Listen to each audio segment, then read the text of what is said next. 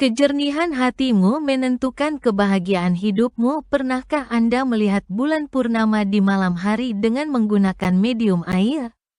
Jika belum, cobalah di rumah Anda sendiri jika Anda memiliki waktu luang.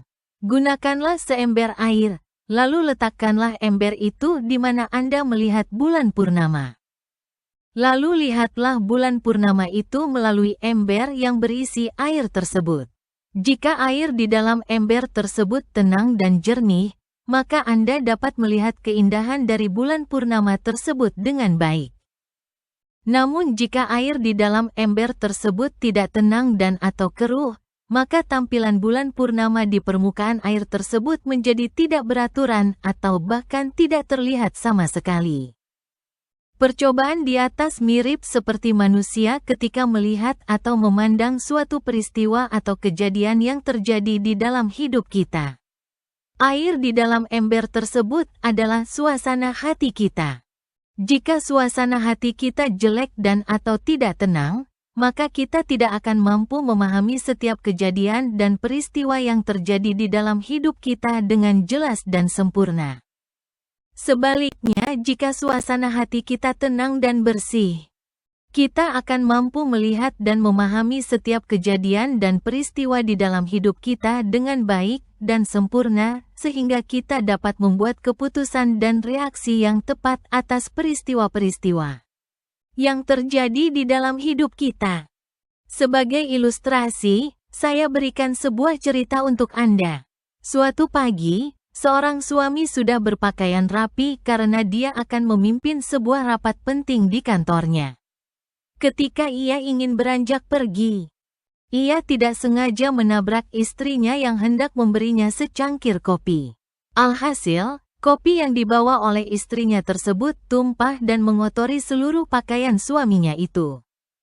Karena waktunya sudah mepet dan seluruh pakaiannya telah kotor, maka bangkitlah amarah sang suami terhadap istrinya tersebut.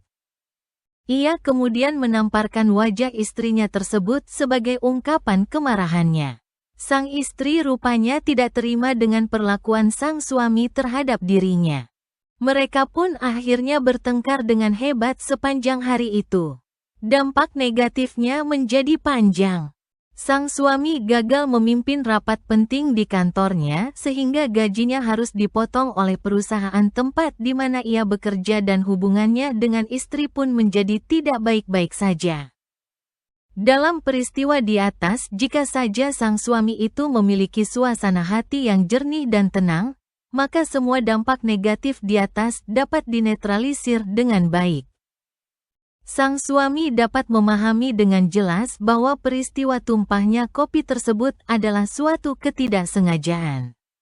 Karena sang suami telah mengetahui bahwa itu adalah suatu ketidaksengajaan, maka ia tidak akan marah kepada istrinya itu. Ia pun tinggal mengganti pakaiannya dengan yang baru dan segera pergi ke kantornya.